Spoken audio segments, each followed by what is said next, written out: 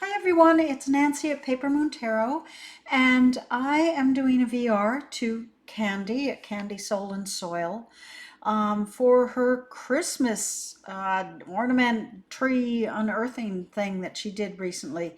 Lovely video about how she decorates her house for Christmas, and I don't hardly do anything much, and I'm terrible that way. But I loved her VR challenge, and I wanted to quickly give my response to it. Her first prompt was had to do with her attic, where she was retrieving all of her ornaments and so forth. And what deck reminds you of an attic? Well, the one I came up with was the Carnival of Souls tarot, because so many of the cards are like reminding me of things that you would find in an attic. Now, I don't think I've had an attic maybe since I was a kid, which is a long time ago, that one that you could go up into and really store things in versus it was just there with insulation in it.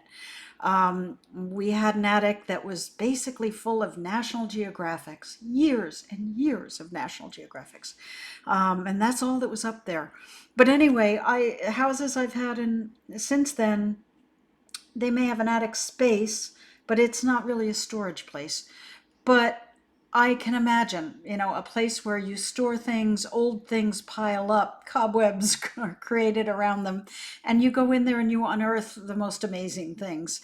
So the Carnival of Souls Tarot has all these things, like I can imagine old chip china up there, and I can imagine toys that nobody's used for decades. Very odd toys, very odd creations. This one almost looks like a ghost in your attic, but it also has a paddle for an old canoe and a stuffed bird. It just, this deck, I immediately thought of it as strange old paraphernalia that you'd find hidden away somewhere. This reminds me of sort of one of those little chainsaw carvings of a bear on a wooden disc. This is like old film reels. There's so many, and then there's a doctor's bag. Who knows why? That's the kind of deck it is. Who knows why? But it really has a bunch of junk, a bunch of accumulation that are put into arrangements to create the tarot card. And they're so fun and they're so imaginative, and that just looks like all the old luggage you find up in your attic, and maybe a old time sewing mannequin or something. And then I don't know what that would be in your attic. Bubble wrap, maybe. I don't know. An old horse, stick horse, really old fashioned kind of thing. And maybe an old doll of a baker with wooden shoes. You find those wooden shoes in antique stores and things like that. This guy has a whole tray full of old bottles. So, anyway, this deck to me, old portraits, old pictures of people you don't even recognize. You have no clue who they are. This one, yeah, there's an old telescope, maybe some sort of old miner's light, a cane. It's just like walking through an old attic and finding weird things, strange old things. This reminded me of Legos with the different buildings here, old toys. This could be like an old portrait of a naked lady on an armadillo or whatever that is, that you'd say, like, where did that come from? Was that Aunt Edna, or who knows? And I don't know what that is. Lobsters, crabs. This guy with the old camera, movie camera maybe on his head. But that was immediately the deck I thought of in terms of old debris that you find in old attics. And so that was the Carnival of Souls Tarot. I'm sorry, why am I calling it Carnival of Souls? Carnival at the End of the World Tarot. Apologies. Okay, so that was number one. The second one is tree structure. and it related to what structure of tarot you like. Well, I like Marseille and RWS. I've dabbled in Lenormand. I haven't been too successful. I've never really gotten into Thoth, but it could happen. But I learned on RWS, so I'll go with that. And the deck that I thought of for that, which makes perfect sense, especially for the time of year, is the Pixies Whisper Christmas edition, because it's Pixie, so it's very RWS, but it's also Christmas. And I love this deck. It's the only Christmassy deck I have. And I love the color palette. I love the way that Pixie's art has been manipulated. It's fun. It's a nice linen deck, so decent cardstock. The colors for each of the suits are really cool. So it's a very colorful deck. And it's just fun to look at, even if it's not Christmas. Even the death card is fun to look at.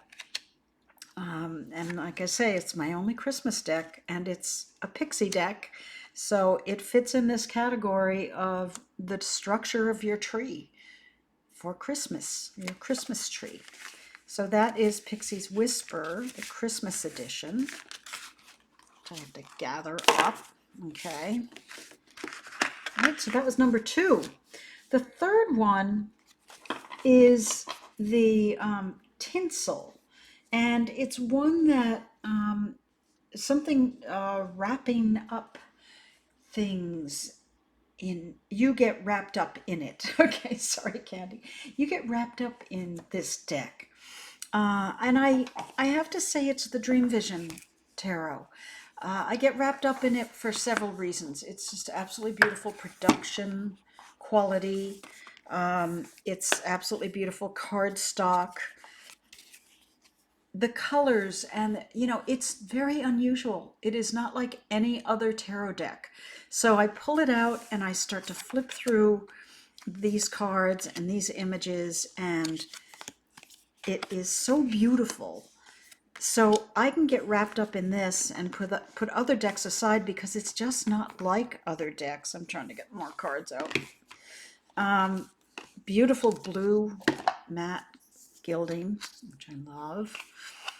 But I can just get absorbed into these images and these colors. And, I've shown this many times on my site. It's a deck that it doesn't draw you in for the detailed imagery as much as, the clarity of the image, the purity of the images is all I can say about it. It is so distinctive. It is so beautiful that I can just pull this out and flip through it all day long. Not all day long, but every day I can turn to this one, pull it out, and say, that's really occupying my attention. And the other decks, the straight RWS decks and stuff can go away, because this is unique. This draws my attention, wraps my attention up quite easily. And I also love the size of the cards. You can see they're kind of tall and narrow, and it's got everything I want in a deck. It's got the beautiful art, the beautiful colors, the beautiful production quality, the size of the cards. It really is an outstanding deck, and it's one of my favorite death cards. So that was my Tinsel Deck, the deck I get totally wrapped up in and can put aside other decks and look at this for quite a while, and doesn't want to go back in its box, so I'll just put it aside. Okay. The next item is a bauble, something that keeps coming back. The idea of a Christmas ornament that rolls and comes back to you. And so this deck is one that I have held on to for a long time. I would never get rid of it. It's the Tarot des Ozarks. And although I do not like the backs, the art in this is just so cool. It was one of the first Marseille decks I got that I really enjoyed. And you know, the colors, the art is, and the creator will tell you it's not a strict Marseille deck, and it's not, but Marseille style, antique style, whatever you want to call it. But the art is so cool. I would never tire of this deck. It just is amazing to play with and pull out for readings. So this is one that keeps coming back, no matter how decks flow through my collection and disappear from my collection and come into my collection. This one will always be there. I love it. I love it. So that's the Tarot des Ozarks, and that was the Bauble that keeps coming back. The Snowman is the next prompt, and the Snowman is a deck that melts your heart. And the first one I thought of for this, I don't have a lot of cutesy decks. I don't have a lot of unicorns and elves and daisies and flowers kind of decks, but I do have the White Sage Tarot, and it's a pippish deck, but so many of the cards, just you pull that and you go, oh, it's so cute. Temperance is a butterfly, a beautiful butterfly. The Queen of Pentacles is a mother elephant and her baby. The High Priestess is this beautiful cat. There's another one of those little otters. The otters in this deck are incredible. But it's a soft palette. It's sweet drawings, sweet art. The lovers being seahorses who do mate for life, and elephants don't. Found out recently. The Knight of Pentacles. Is that just the sweetest little Knight of Pentacles? So this melts my heart whenever I look at it. It's just so awesome. Okay, Page of Cups, sweetest Page of Cups ever. Even the Tower is sweet. And the King of Pentacles. So the White Sage Tarot is really the one that kind of makes me melt like a snowman. I don't like to think of the melting end of a snowman. I like to think of when it's built instead of when it melts, but they do. They all do. And this one melts my heart, the White Sage. Okay, the next one, Handmade Deck. Well, that's got to be my deck. I created a deck for myself. I used artificial intelligence. I don't sell it, so I'm not making money off of it, but I wanted the experience of creating a deck, and I'm not an artist. So I used an app to generate these images, and it takes a lot of work to input, you know, the words that you think will get you the image that you envision for that card in tarot. And you may have to do 15 iterations of a card trying to get an image that you say, yeah, that represents that to me. So it's a fun creative process, and I don't think it harms anyone since it's just for me, but it's totally handmade. It's a make playing cards deck. It's on a wonderful herbage stock. It's called the Blue-Eyed Tarot because I have blue eyes and I came up with a blue eye on the back.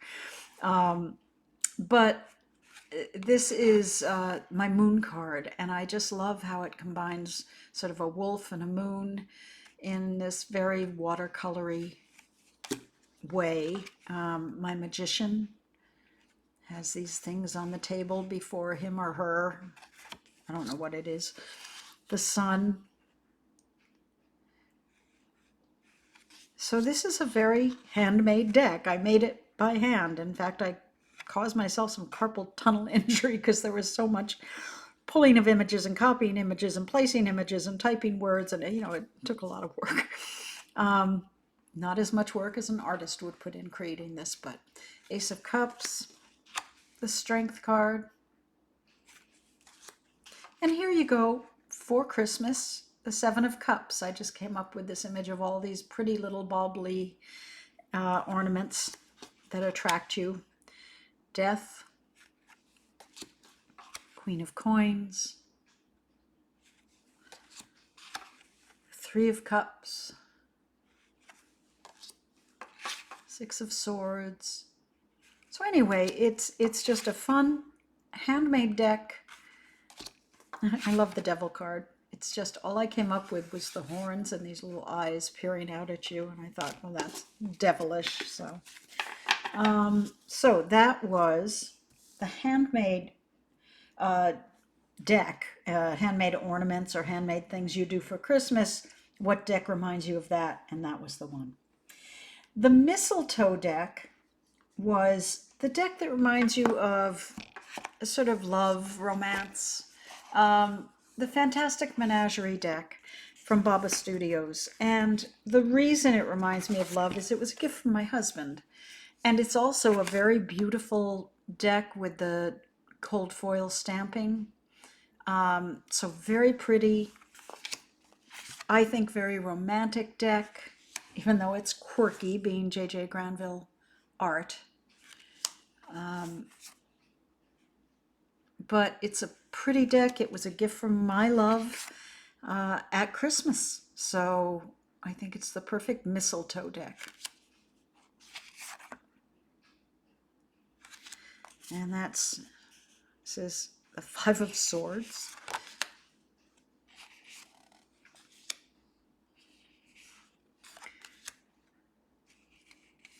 So this is just a lovely deck. And of course you've got some of these antique costumes because of the era of the artist. So very pretty romantic mistletoe-like deck. And they also, look at the beautiful backs of the cards. I mean, it's just beautiful work by Bauble Studios. Okay. We're down to the last two, the Fairy Lights Tarot deck. And for this one, I chose one I got pretty recently, the Symbolic Soul Tarot, because of the sparkles and the color palette. Let me just grab a few from here. This is black, white, and gold. So it reminds me of winter because of that whiteness and black. You know, it's very stark winter landscapey, snow and dark nights and so on. But it has this, there, you can see the gold gilding on the cards. And that just makes me think of fairy lights, of the lights lighting up on your tree or wherever. And it's just a very cool deck. It's got very cool things going on in it. The Page of Cups is a fish. The Ten of Cups has an alien spaceship and two-headed person. I don't know. It's a fun deck, and the art is really nice. I really like what this artist does. And there's our Fool with a monkey playing a horn and holding a mushroom. Such an interesting deck. But it looks wintry and sparkly to me with the gold gilding. So that is my Fairy Lights deck. Look at that. All the glitter on this devil. So that's that. And the final category is the tree topper. Now I'm going to add a photograph here of what we have for a tree this year. We've had outdoor trees for years, and we started with a tree that was a tiny little seedling that my husband planted, and it's 20 years later and it is easily 30 feet tall. Clearly, we did decorate it one year when we first got together, and then it got so big we couldn't, very quickly, that we couldn't do that. So then we got another tree that was kind of one of those little trees in a pot that you get at a grocery store, you know, at Christmas time, that you can put on a table for a party or something. Maybe it was 1.5 feet tall. And we decided to plant it in the ground. Well, it is now about 14 feet tall. And it was supposed to be a dwarf tree. We didn't expect a 14-foot tall tree. So over the years, it's been our Christmas tree, but over the last year or two, it's gotten too tall for us to get to the top. It's not the kind of level ground where you could even put a ladder to get up to that top to put a topper on it. So we've never really done toppers. We've just done lights, and our trees are all outside our front window. This year, this is the image I'll put up, we have a huge boulder because we can't reach at the top of the trees anymore. We have a boulder that's got to be 4 feet, 4.5 feet high, and maybe 12 feet long. And there's maybe 2 feet of it buried under the ground. And you'll see from the picture I'm going to add here. It's huge. It obviously is a glacial boulder that came down hundreds, thousands of years ago to where we are. My husband, in building our house, was digging a trench and came across this tiny little nub of stone. And they kept digging and digging and digging and finally had this huge boulder that they had to take the little tractor and try and lift it out of there, and the tractor tipped over. That's how big it is. But anyway, we decided this year we would put our lights on our boulder. And there's no place to put a topper. This is the long way to get to the point that we don't have toppers. When I was a kid, maybe we had angels or stars. But I never really liked the toppers I can find. I want something more creative, more interesting than a glittery star or an angels are out because I'm not into organized religion at all. So anyway, no topper is my answer to this one. And so I chose the Future Ancestor deck because it is the most minimalistic deck I have. Most minimal deck I have. It's simple. The art is simple. There isn't much of it. So it's as close as I could get to nothing in a deck. When you ask me what kind of toppers we have, nothing. Lots of white space. I mean, I love the deck. I'm not calling the deck nothing. I'm just saying it's very minimalistic. It's lots of white space. And short of showing you a blank index card as a deck, this was as close as I could get to the kind of topper we have on our trees or on our boulder this year. So, Candy, those are my responses, and thank you for the wonderful prompts and the wonderful VR challenge. And I hope everyone has a wonderful holiday. I may speak to you before then, but if not, you guys take care. Happy holidays.